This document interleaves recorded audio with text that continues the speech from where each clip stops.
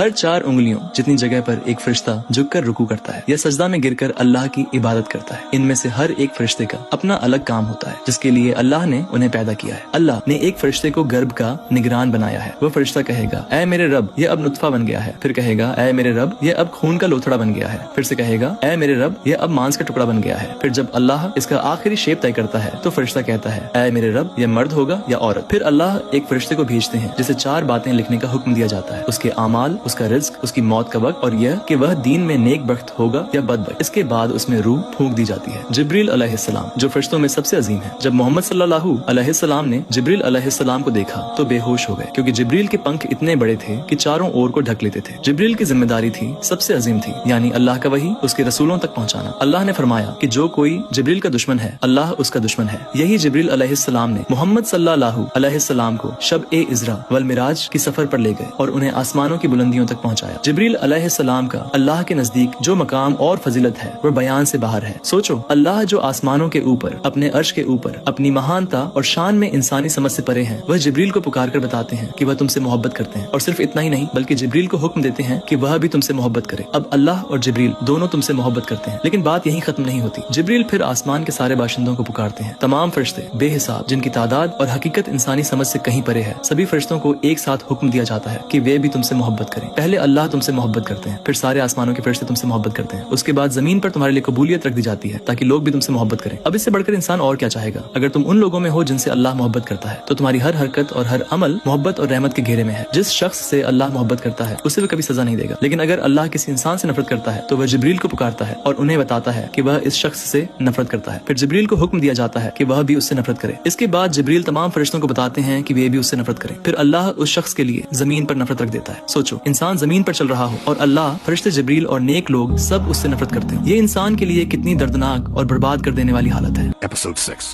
dropping next Sunday. Till then, share this video as much as possible.